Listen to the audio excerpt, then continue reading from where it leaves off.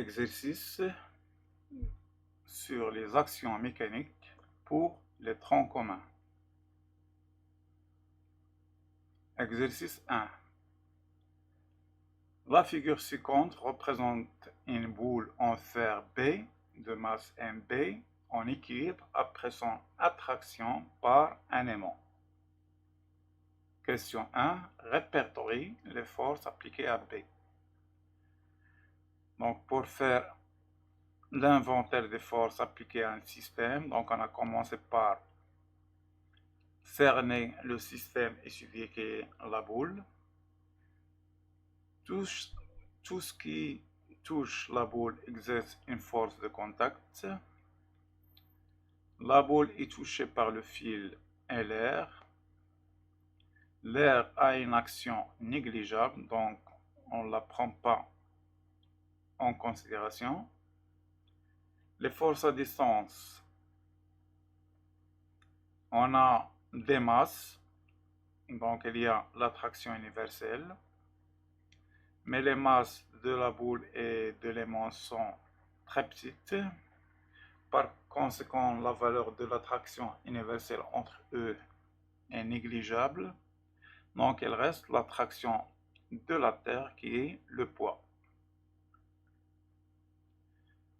On a un aimant et une boule de fer, donc il existe une force magnétique. Les corps ne sont pas chargés électriquement, donc il n'y a pas de force électrique.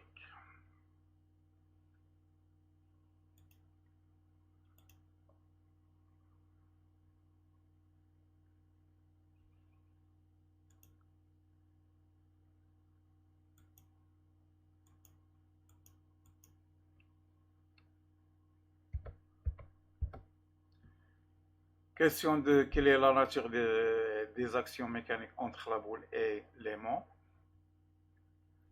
Donc on l'a dit, c'est une force à distance. Elle est l'aimant extérieur au système étudié qui est la boule. Donc c'est une force extérieure. L'action de l'aimant porte sur toute la boule, sur tous les points de la boule. Donc c'est une force répartie. Question 3. Dans les caractéristiques des différentes forces et représentées sans échelle. Commençons par le fil. Il agit en un point qui est le point de contact entre la boule et le fil. La direction est matérialisée par le fil, donc c'est une droite confondue avec le fil. Sens, le fil tire la boule vers le haut. Pour l'aimant, c'est une force répartie puisqu'il agit sur tous les points de la boule. La direction est horizontale. Le point d'application c'est G parce que la boule est homogène. Donc le point d'application c'est G, le centre de gravité. Le sens, l'aimant tire la boule vers la droite. Le poids, point d'application c'est connu, c'est G. Direction verticale, sens vers le bas.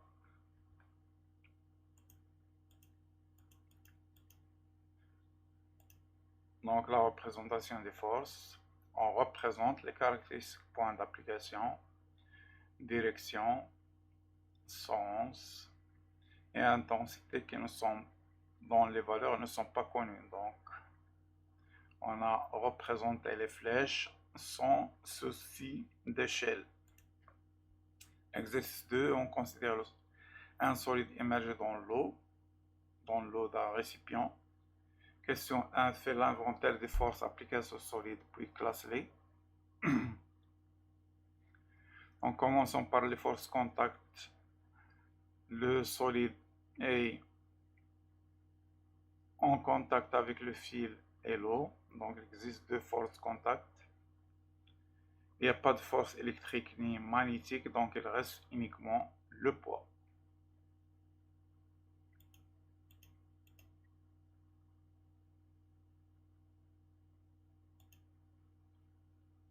Question 2. Dans les caractéristiques des forces T, la force liée à l'action des fils sur le solide S, tout en sachant que son intensité vaut 2 newtons. Donc, point d'application, c'est le point de contact entre le solide et le fil. Direction, elle est matérialisée par le fil, donc vertical passant par le point de contact. Sens, le fil tire le solide vers le haut, donc c'est vers le haut. Intensité, c'est 2 newtons. Le poids, c'est une force répartie. Point d'application, c'est G. Le centre de gravité de S. Direction verticale, sens vers le haut. Donc, elle ne change pas. Donc là, c'est l'action de l'eau. On va la noter F.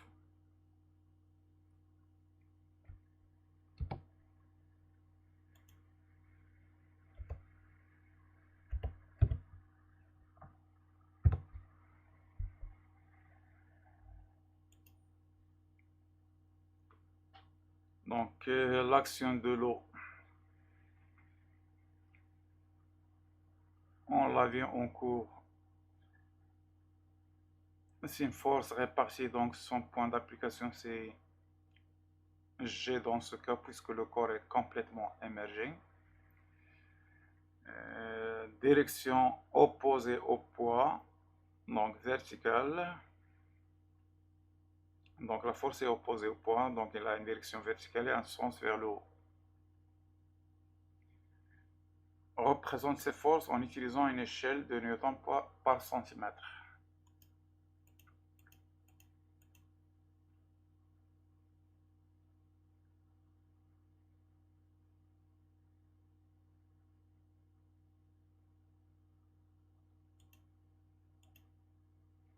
Donc le poids, l'action des fils et l'action de l'eau.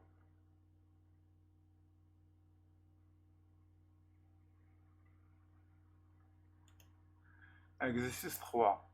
Classe les forces suivantes en force contact et force à distance. Question 2. Détermine la nature de contact ponctuel ou réparti pour les forces classées comme force de contact.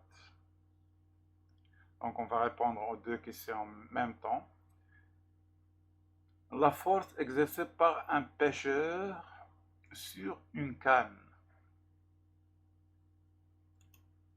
Donc c'est une force de contact ponctuelle.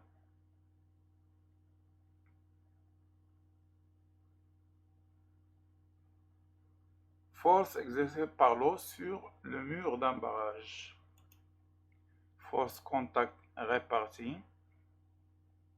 Donc l'eau touche le mur du barrage et l'action s'exerce sur une grande surface de ce mur. Donc c'est une force répartie. Force exercée par le sol sur un skieur. Force contact répartie. La force exercée par le vent sur une voile. Force de contact répartie. La force exercée par un barreau électrique sur une boule électrisée. Donc c'est une force à distance répartie. La force exercée par un aimant sur un clou en fer. Force distance répartie. Exercice 4. Observe les matchs ci-contre, où S est un corps métallique immergé dans l'eau. Complète le tableau suivant en mettant un signe de croix dans la case adéquate. En commençant par l'action des fils sur S. Donc c'est une force de contact ponctuelle. La Terre sur S. C'est pas une force de contact, c'est une force à distance répartie. Le liquide sur S, c'est une force contact répartie. Le support sur le fil. Contact ponctuel. S sur le fil. Contact ponctuel. Exercice 5. À l'aide d'un fil, on applique une force T d'intensité T 3 N à une boule de masse M égale 300 grammes. Question 1. Fais l'inventaire des forces appliquées à la boule, puis classe-les.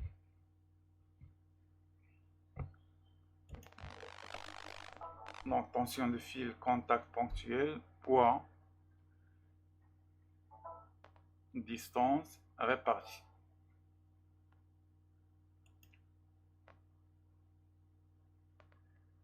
Dans les caractéristiques de ces actions, donc pour le poids, on doit calculer son intensité par l'application de la relation P est égal à 1 fois G. On convertit les 300 grammes de la masse en kilogrammes, ce qui nous donne 0,3, multiplié par 10, ça nous donne 3 newtons.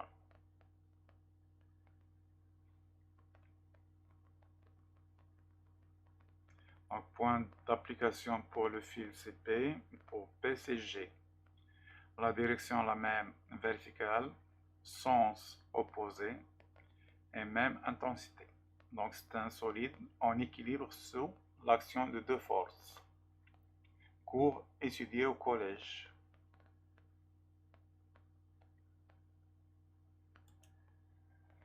Exercice 6. La figure ci-contre représente le mouvement d'un solide sur une surface rugueuse. Fais l'inventaire des forces appliquées au solide S. Donc, contact, il est en contact avec l'air et la surface. L'action de l'air est négligeable, donc il nous reste l'action de la surface. Contact ou plutôt force à distance, on a uniquement le poids. Pas de force magnétique ni électrique. Représente son échelle le vecteur tangentiel RT et le vecteur Rn, ainsi que le point P.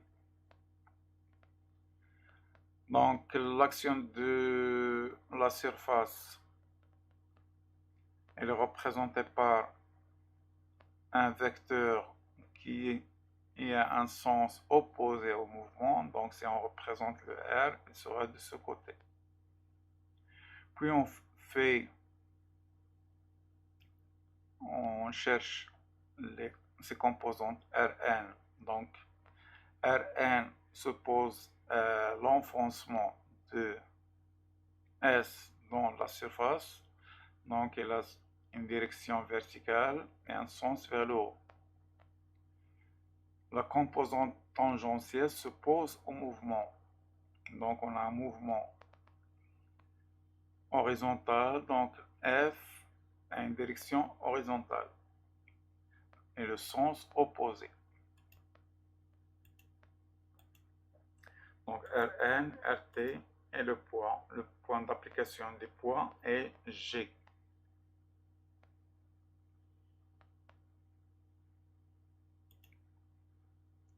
Exercice 7. La voiture d'Ahmad est tombée en panne. Elle s'est mise à la pousser sur une surface horizontale. Son ami lui a dit, si tu la pousses avec une plus grande force, la voiture ne résistera pas. Ça sera dit, l'action du sol sur le pied d'Ahmed lui permet de pousser la voiture. Justifie la justesse ou la fausseté de chaque commentaire.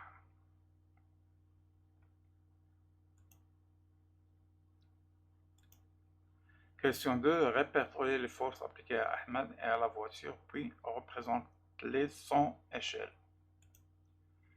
L'ami doit parler de l'intensité et non de la force. On ne doit pas dire avec plus de force, mais avec une intensité plus grande.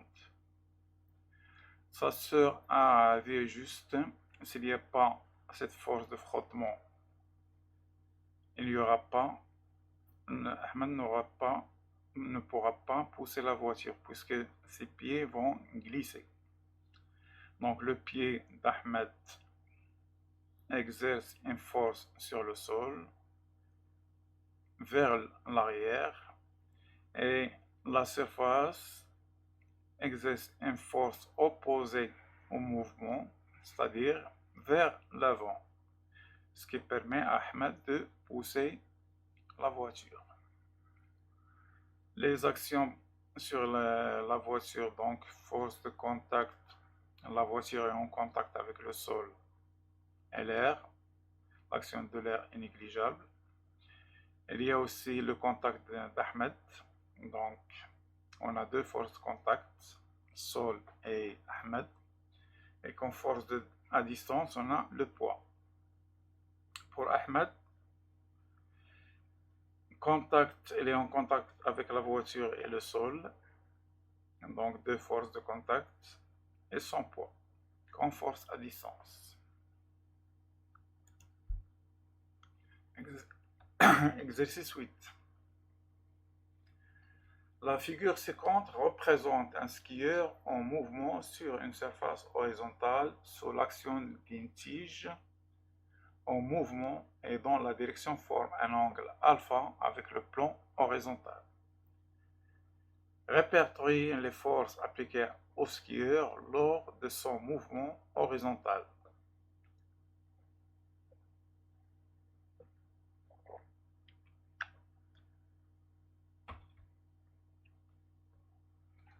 Donc, force contact. Le skieur et ses accessoires, donc on ne prend pas en considération les skis. On prend comme système le skieur et ses skis.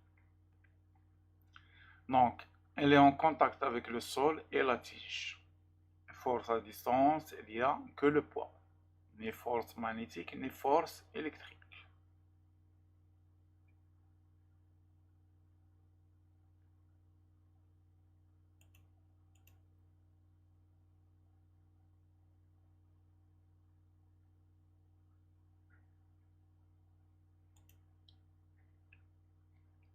Le plan horizontal exerce sur le skieur une force R dont la direction forme un angle bêta, 30 degrés, par rapport à la verticale et dont l'intensité est 1200 newtons. On donne P est égal à 800 newtons. Quelle est la nature du contact entre le sol et le skieur que représente l'angle bêta? Donc, puisque R est incliné, elle n'est pas verticale, donc il y a des frottements. L'angle bêta représente l'angle de frottement. C'est l'angle que forme l'action R, ou le vecteur R, avec la normale à la surface. Donc c'est l'angle de frottement.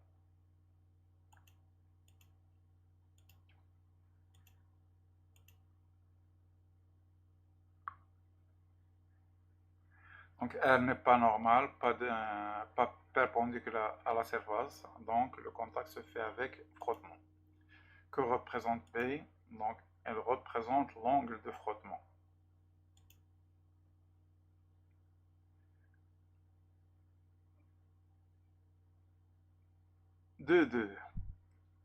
En usant d'une échelle adéquate, représente les forces P et R.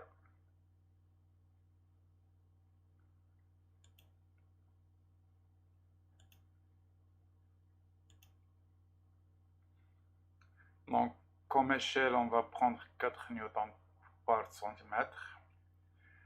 Pour trouver les longueurs des flèches, on applique la règle de 3. Donc, commençons par R, on a 1200 newtons, qui sera représenté par une longueur X. Et on a 400, c'est pas 400 newtons, qui seront représentés par 1 centimètre.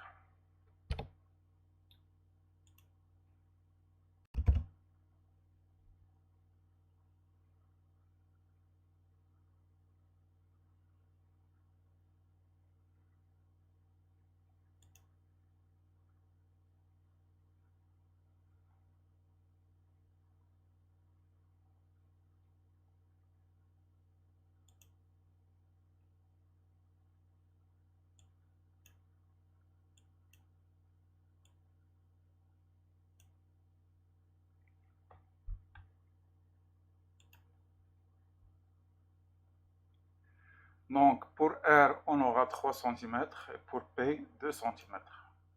Donc P, le centre de gravité des skieurs vers le bas.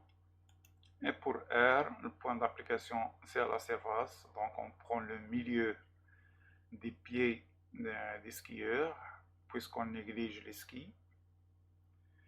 L'angle est de 30 degrés entre la normale et R. Direction vers le haut, sens opposé au mouvement. Donc R est de ce côté, non de ce côté.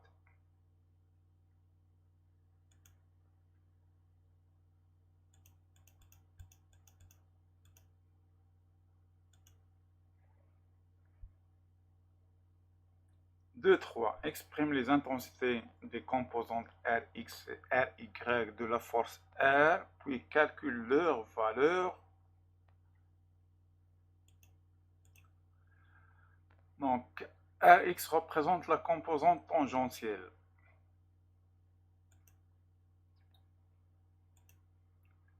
Donc, on a l'angle P. Donc, pour avoir RT, on va projeter l'extrémité de R sur OX, ce que nous donne Rx.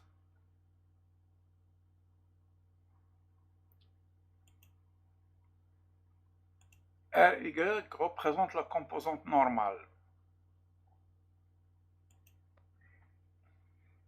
Donc, composante normale, on va projeter la tête de R sur la droite verticale. Donc, c'est ça. Donc, les valeurs de Rx et Ry, comment les déterminer? Donc, on va commencer par déterminer la valeur de Rx. On a translaté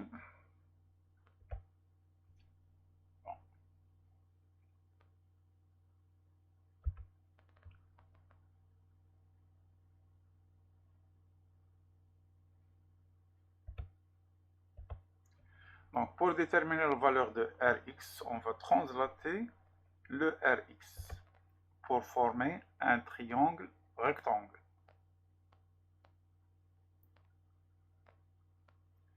Donc, le triangle rectangle est formé par la direction de P, la direction de R et la direction de Rx.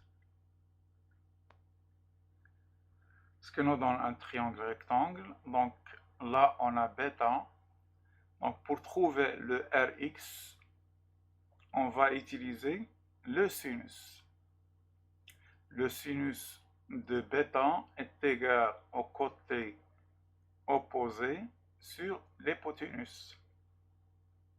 Ce qui nous fait sinus bêta est égal à Rx sur R. Soit Rx est égal à R fois sinus bêta. Pour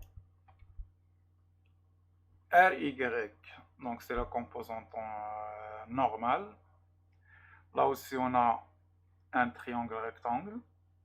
Donc, pour trouver la valeur de Ry, cette fois, on va utiliser le cosinus, qui est égal au côté opposé, ou adjacent plutôt, sur l'hypoténuse.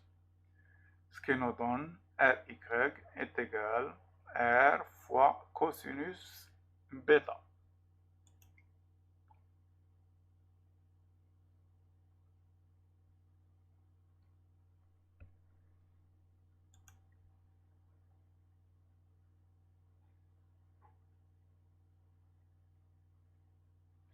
Donc, on doit calculer leur valeur.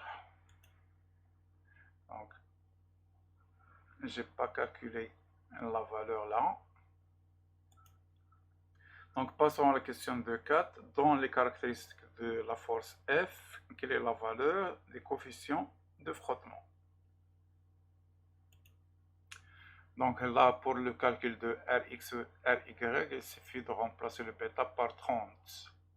R, on a sa valeur qui vaut 1200. Donc 1200 multiplié par sinus 30. Et là, 1200 multiplié par cosinus 30. Caractéristique de la force F. Donc, qu'est-ce que F? C'est la force de frottement ou c'est la composante tangentielle. Donc, c'est Rx. Donc, les caractéristiques. Un point d'application centre de la surface de contact entre le skieur et le sol. On a vu ça sur la représentation. Ligne d'action horizontale ou parallèle à la surface qui exerce cette action. Sens opposé au sens de mouvement. Et intensité 600 newtons.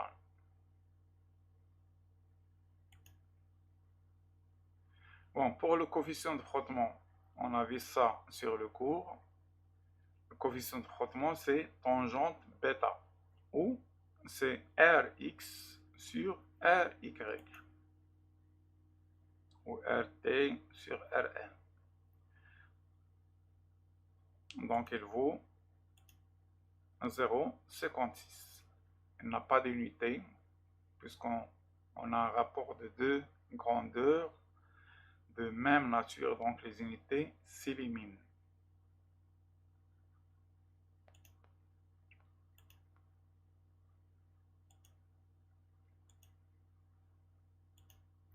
Exercice 9. Une bouteille en acier à base circulaire de rayon R est égal à 20 cm contient un gaz compressé sous une pression de 0,5 bar. Question 1. Détermine la direction de la force pressante exercée par le gaz sur le fond de la bouteille. Donc, on a vu en cours que la direction de l'action est des fluides sur la surface. Donc, c'est des gaz sur. Bon, plutôt la direction. La direction est normale à la surface. Le sens, c'est des fluides vers la surface. Quelle est l'intensité de force? Donc, il suffit d'appliquer la relation qu'on avait en cours. Donc, on a F est égal à P fois S. On a une base circulaire, donc il forme un disque. La surface d'un disque, c'est pi fois r au carré. Et on convertit les centimètres en mètres. Donc, on a 0,5, 10 à la puissance 5. Donc, on a converti les barres en pascal. Donc, parce qu'on va calculer F en unité internationale. Donc, toutes les unités doivent être internationales. Le bar n'est pas l'unité internationale, c'est le pascal qui est l'unité internationale. On a converti le bar en pascal, ce qui nous donne un 10 à la puissance 5. Pi et 20 cm, c'est 0,2 mètres au carré.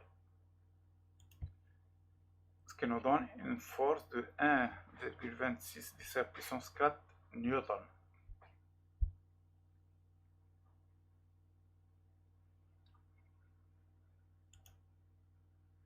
Exercice 10.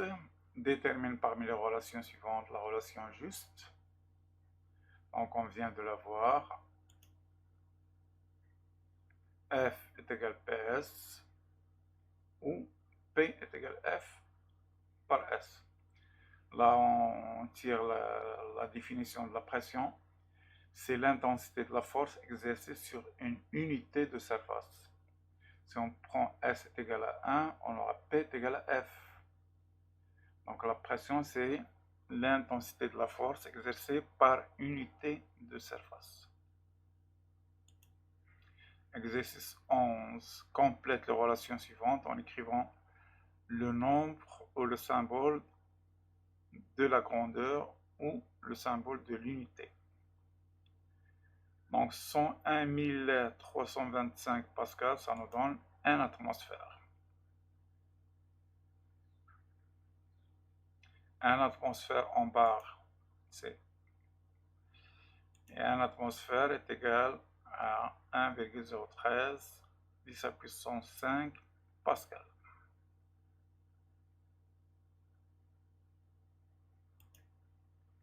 Exercice 12. On pose sur un plan incliné d'un angle alpha par rapport à l'horizontale deux solides S1 et S2 de masse M1 M2 égale à 200 grammes. Les deux solides sont reliés par un fil, le fil F2, alors que le fil F1 est lié à un support. On néglige le frottement.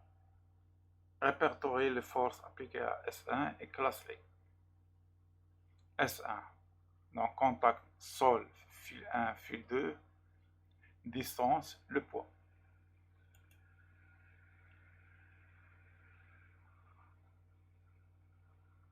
Donc action des fils, contact ponctuel externe, action de fil 2, contact ponctuel externe, action de la surface, contact réparti externe, poids, distance, réparti externe. Question 2, répertorier les forces appliquées à S2 et classe-les. Et donc S2, elle est en contact avec F2 et la surface.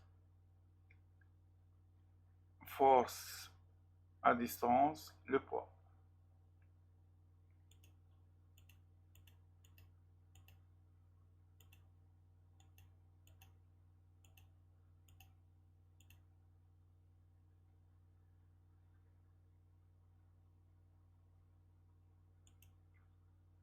On considère l'ensemble constitué des deux solides ainsi que le fil 2, répertorier les forces appliquées à l'ensemble, puis déterminer la force interne et la force externe. Donc l'ensemble, on va prendre maintenant comme système à étudier cet ensemble, S1, fil 2, S2. Donc l'ensemble est en contact avec le fil 1 et la surface. Distance, on a le poids du système.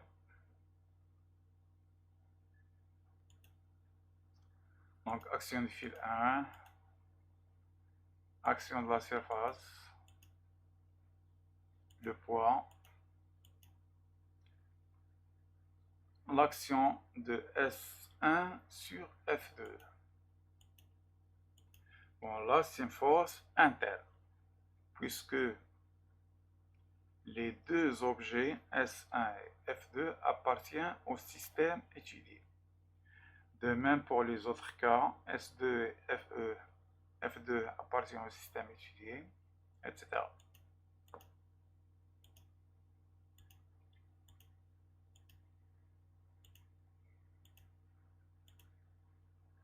Donc les quatre derniers sont des forces à distance. Exercice 13, on considère un solide de masse M est égal à 800 grammes en déplacement sur un plan horizontal rugueux sous l'influence d'un fil incliné d'un angle β égale 45 degrés. Onde G est égal à 10 N par kg, soit F la force appliquée par le fil sur S, qui est pour intensité 4 N. Question 1, répertorie les forces appliquées au solide. Donc elle est en contact avec la surface et le fil uniquement. Comme force à distance, on a le poids.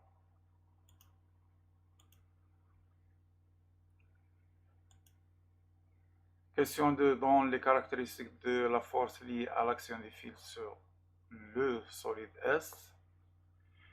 Donc l'action s'exerce au point A.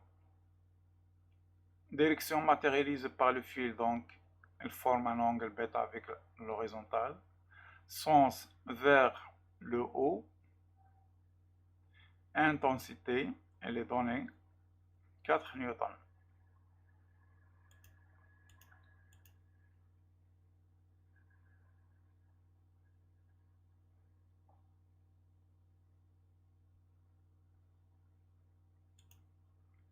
Question 3, trouve dans le repère OIJ les expressions des composantes horizontales Fx, et Fy de la force F.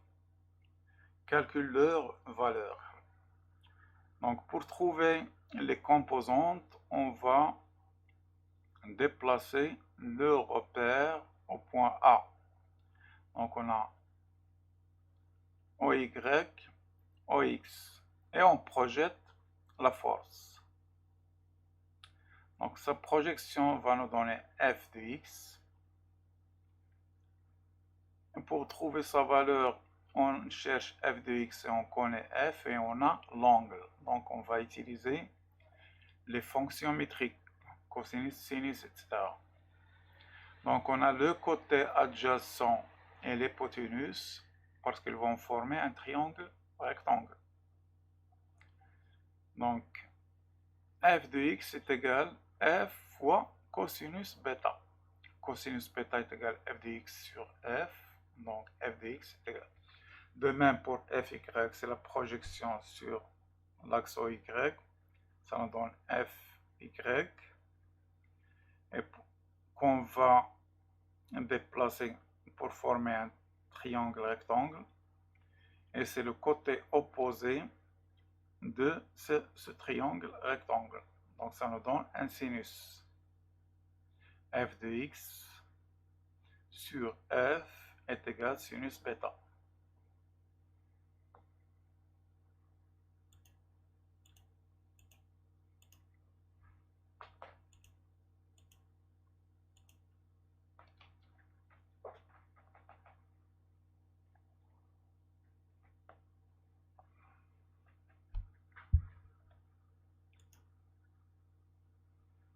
Question 4. Le plan horizontal applique à S une force R d'intensité R est égale à 6 newtons. On donne phi est égal à 30 degrés. En utilisant une échelle convenable, représente les forces R et P.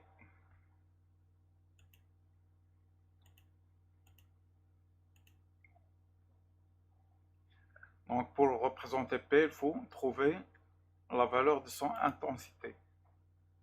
Donc on applique la relation P est égal à F fois G, ce qui nous donne une intensité de 4 newtons. Donc on a 6 newtons, 4 newtons, comme échelle on va prendre 4 newtons par centimètre. Donc la longueur de P sera de 2 cm et la longueur de R de 1,5 cm. Bon, pour R, le point d'application c'est le milieu de la surface de contact. Direction inclinée d'un angle de 30 degrés par rapport à la normale, c'est l'angle de frottement. Et on représente R. Le poids, point d'application, c'est G. Longueur de c'est 2 cm. Et les caractéristiques de P sont connues. Cas de déterminer les expressions des composantes horizontales et verticales de R dans le repère OIJ. Donc pour déterminer les composantes, il suffit de faire des projections. Donc si on projette R sur l'axe horizontal, ça nous donne Rx.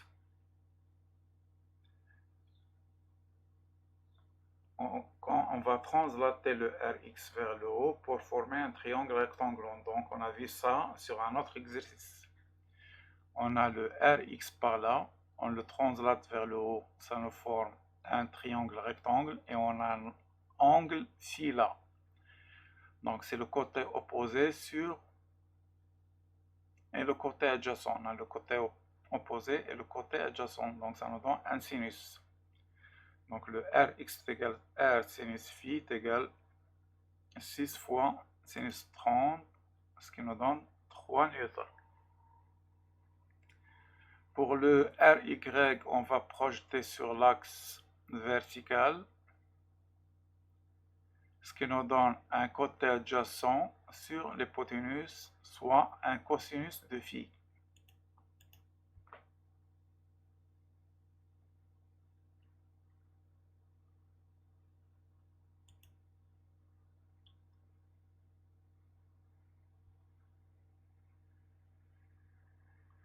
4.3. Dans l'expression des coefficients de frottement K, puis déduit sa valeur. Donc le coefficient de frottement, c'est K est égal à tangente phi, ou Rx sur Ry, ou Rt sur Rn. Donc tangente de 30, c'est 0,58 newton.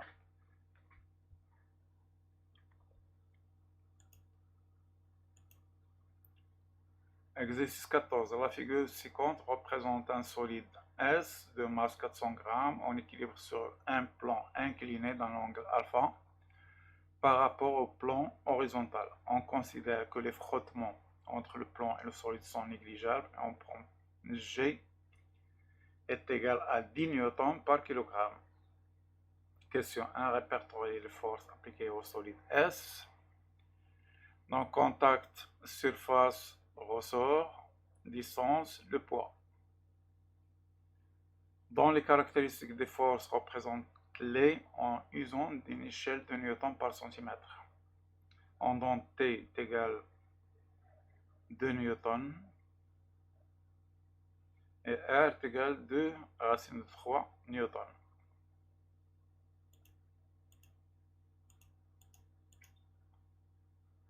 Donc les caractéristiques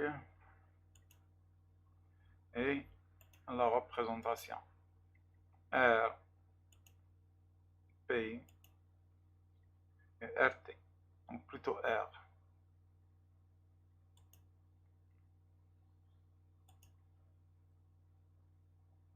On considère le solide et le ressort comme un ensemble étudié, détermine les forces internes et les forces externes. Donc on considère le solide et le ressort. Donc on va prendre le solide et le ressort comme système à étudier. Donc on a les forces externes et les forces internes.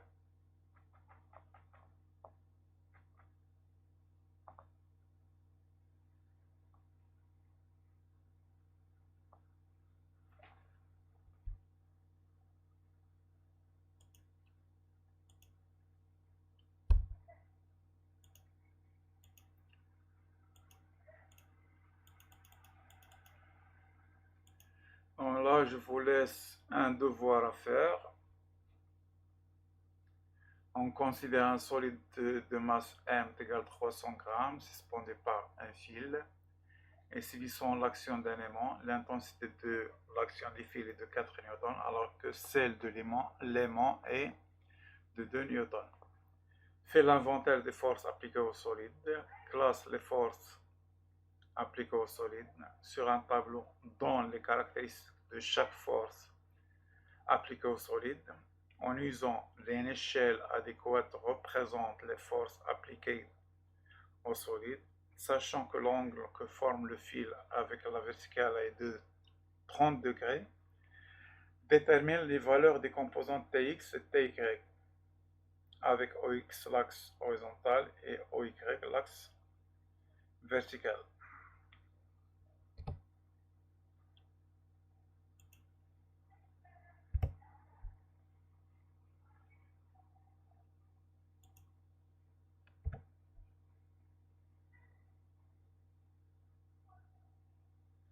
Bon, fin de cours.